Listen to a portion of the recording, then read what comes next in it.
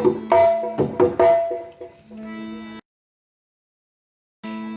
बनी बनी के लाखों निसार होते हैं, बनी जब बिगड़ती है तो दुश्मन हजार होते हैं।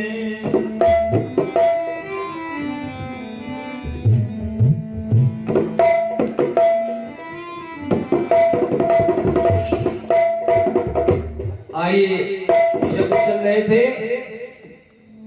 जब ढिढोरा पिलवाया गया तो पूज्य संत गोस्वामी तुलसीदास जी ने उठाई अपनी कलम और लिख दिया। क्या लिखा?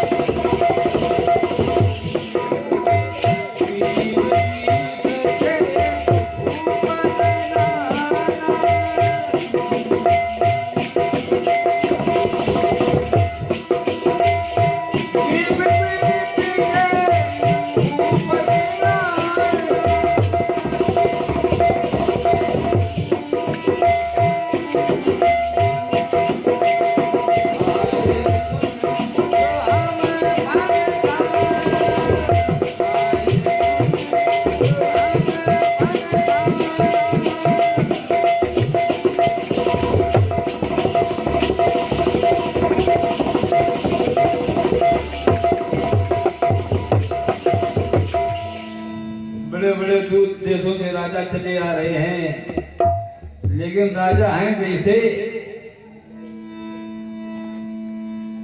जो करने के लायक हैं वो तो ठीक है, और जो नहीं भी करने लायक वो भी चले आ रहे हैं। देखो राजा कैसे कैसे हैं।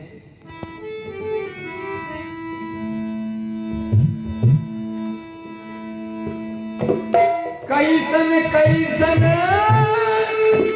और चने बनाती, अब देखे मना गए,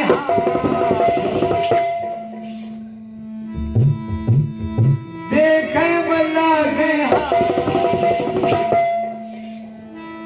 कौनो इतनी और जल्दी भागे और गेयर डाले आए बाप।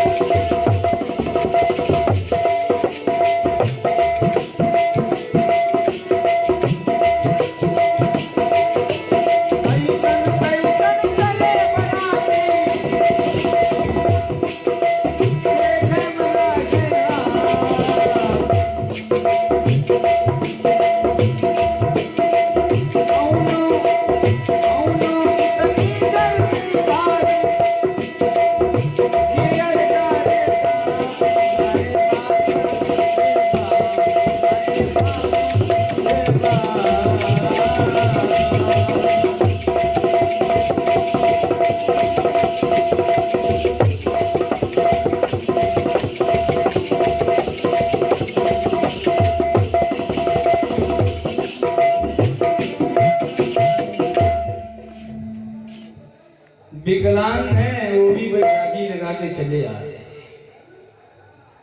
आते हैं, सिंहासन पर बैठ जाते हैं। कई देशों के राजा आए वहां पे और सब अपने अपने सिंहासन पर बैठते हैं। उसी बीच में दुर्योधन, दुशासन, कर्ण, विकर्ण, मामा शकुनी, गुरुद्रोणाचार्य, कृपाचार्य, पितामह भीष्म, कृतवर्मा, नहीं अनेकों देशों से राजा। जब सभा लग गई तब राजा द्रुपद खड़े हुए, हाथ जोड़ करके राजाओं से निवेदन किया। तब तक क्या देखा, एक ब्राह्मणों की टोली में वेश बदल करके ब्राह्मण के वेश में पांचों पांडव भी ब्राह्मणों के बीच में आके बैठ गए, छिप कर गए, जिससे हमें कोई पहचानने न पाए। अब जब सभा लगी हुई थी तो राजा द्रुपद खड़े हुए, उन्होंने एक शर्त रखी। क्या?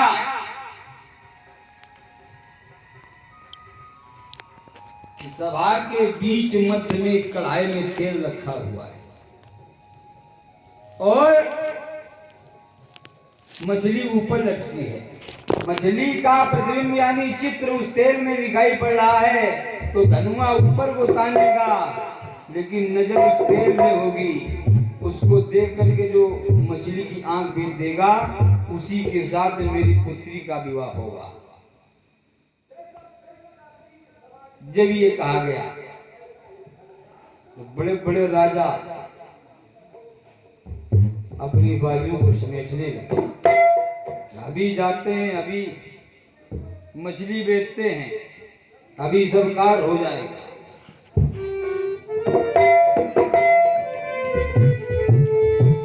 और राजा द्रुपद कह रहे थे क्या? तेल नीलच कर वेद करे वो आज स्वयंवर में बरखे।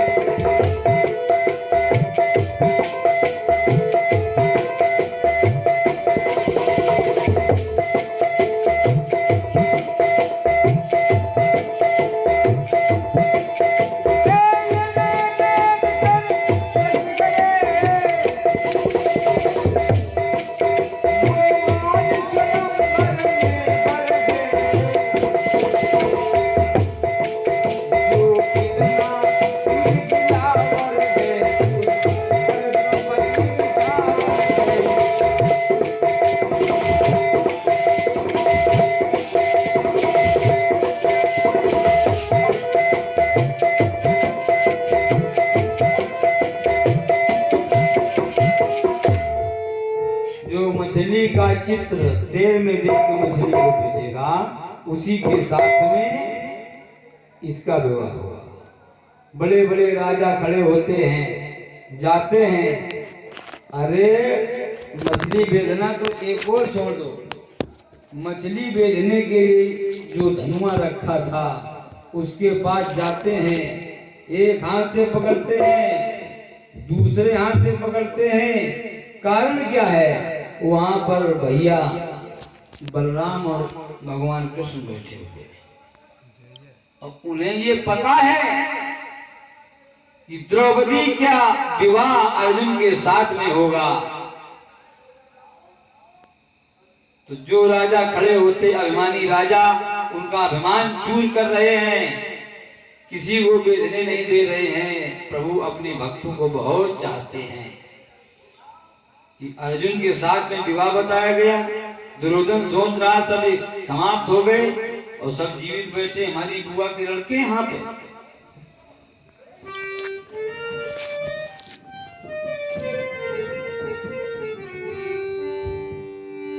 राजा द्रुपद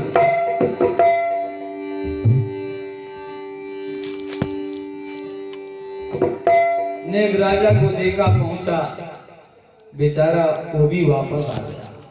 पहले वाला राजा कह रहा था, हे देवी जी, जो दशा हमारी भी है वही इसकी भी हो जाए तो 50 किलो के लड्डू हम चढ़ाएंगे।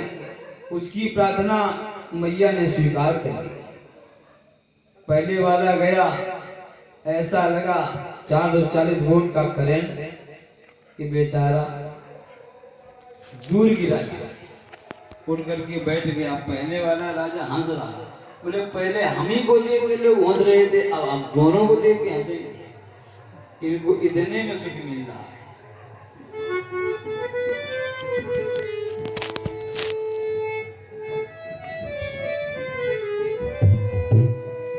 देखो,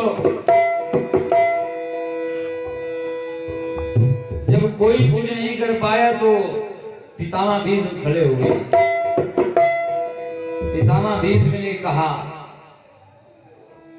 वैसे राजन द्रुपद तुम्हारी इसमें एक शर्त लगी है कि मछली जो बेच देगा उसी के साथ विवाह होगा, लेकिन हमने विवाह किया, हम सारा जीवन विवाह नहीं करेंगे, और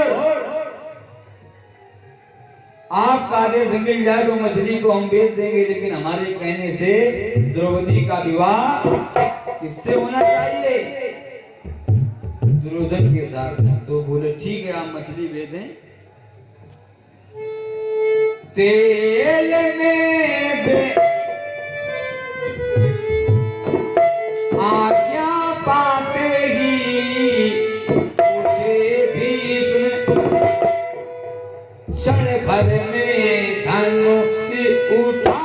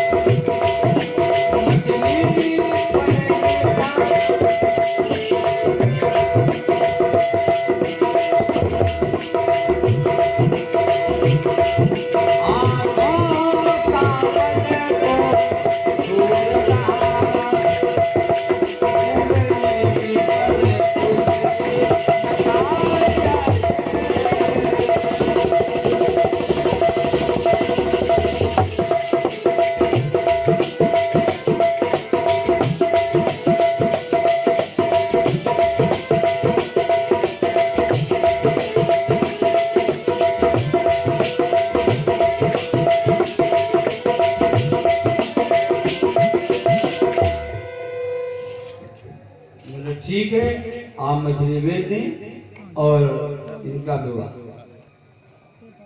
हमारे साथ, जो दुर्योधन उसके साथ में हो जाए। लेकिन भक्तों, ओनी का खेल बड़ा निराला है, ओनी का खेल बहुत निराला है।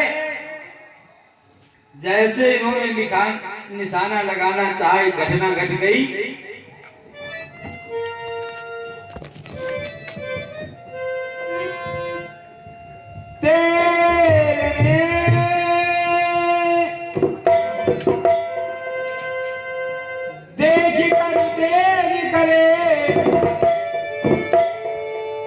ये सत्य थी हमारी, और देखते हैं भीष्म तुम पूर्ण करोगे कि पूर्ण कर देंगे। हम धनुर्विद्या में निपुण हैं।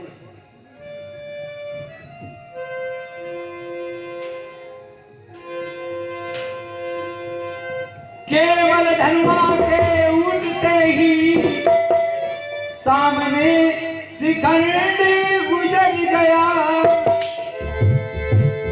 बोले हाय हाय हाय, कहां से बना?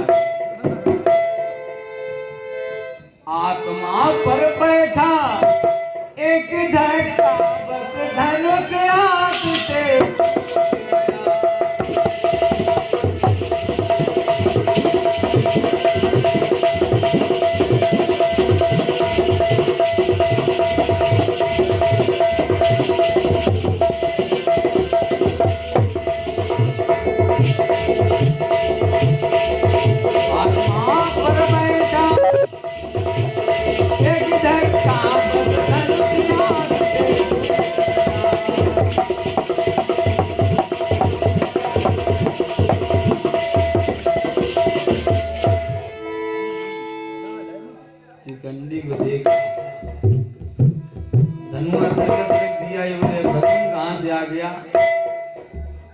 अब चुपचाप बैठ गए।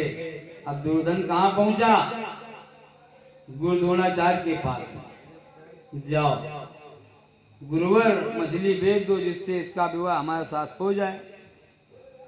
ठीक। अब जैसे ये पहुंचे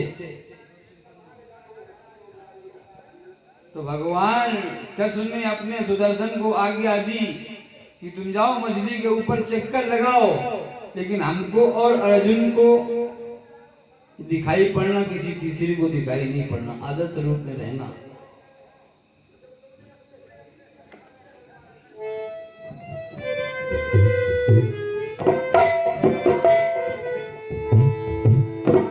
अब इनके साथ में क्या घटना घटी?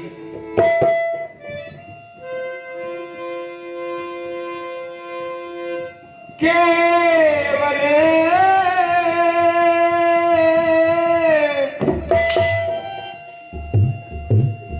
धनुआ के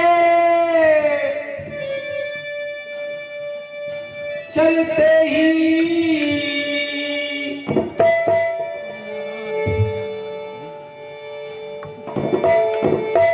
जैसे धनुआ को प्रत्यंचा पर जला के चलाना चाहते हैं, अचानक क्या होता है भक्तों?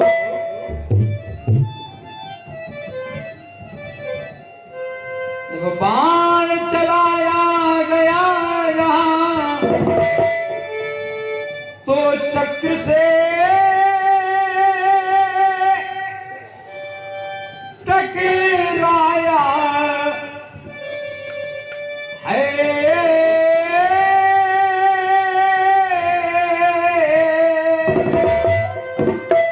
और मछली पर निशान बैठ सका, लौट कर भूख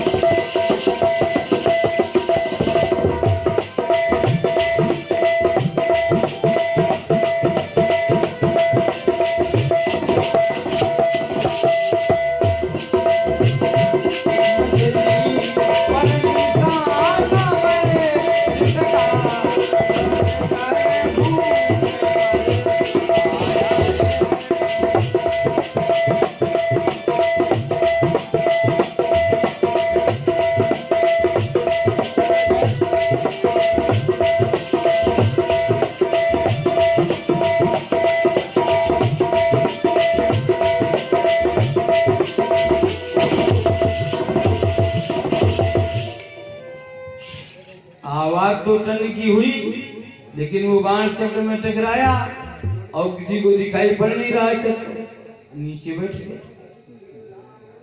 बोले शिष्य सब मेहनत बेकार हो गई, अब ये परेशान है, अब क्या होगा?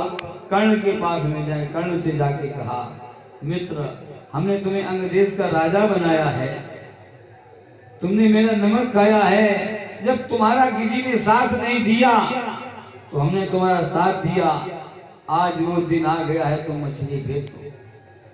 मछली बेचने के लिए पहुंचा। द्रौपदी ने कहा रुक जाओ कर्ण, मछली बेचने से पहले अपनी वंशावली बतलाओ, तुम्हारी माता का नाम क्या है? तुमने किसकी कोख से जन्म लिया है? तेरी माँ कौन है? बेचारा कर्ण नहीं जानता था कि मेरी माँ का नाम क्या है, लज्जित होकर के बैठ गए। अब राजा द्रुपद ने चारों ओर दृष्टि दौड़ाई, नीचे ब्राह्मणों की टोली बैठी थी, बोली तो सब बेकार, ये कुछ नहीं कर पाए। अब तो राजा द्रुपद द्रौपदी के पास पहुंचे।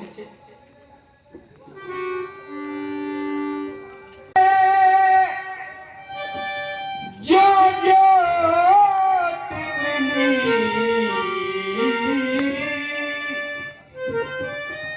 गददाल उसे लो बढ़ा न सका, सब साज सजाया दुल्हन का। द्वार मगा न सका। जब नाव भंवर गए और डूबत गए,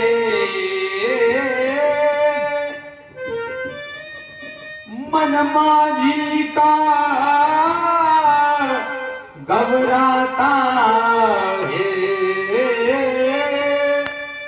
उन दुखियों की सुख सूची में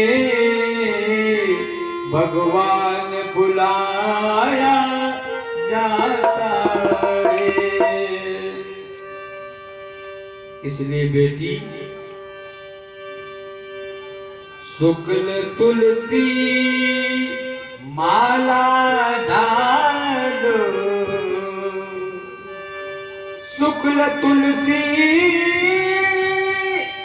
माला डालो,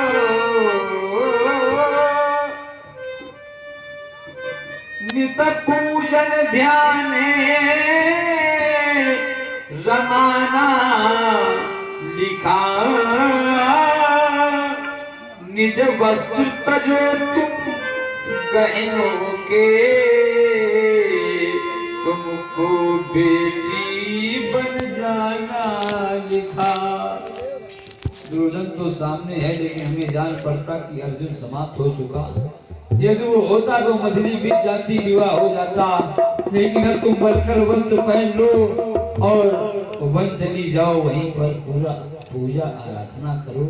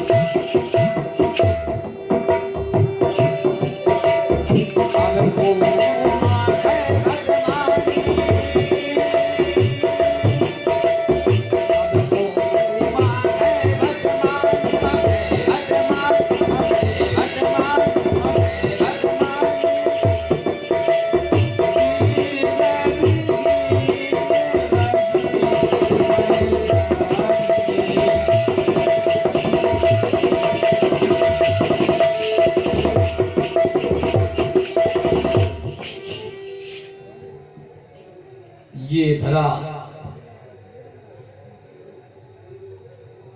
खाली हो चुकी है वीरों से। सभी रवि राजाओं से निवेदन है, तजहु आस निज निज ग्रह जाऊ, लिखा न विधि वैदेही विवाहो। उसी बीच में ब्राह्मणों की टोली में से ब्राह्मण वेशधारी अर्जुन खड़े हो गए। क्या बक रहे हो राजन, ब्राह्मणों को तुमने कम समझ रखा है? और सब लोकल वेश बनाए बैठे।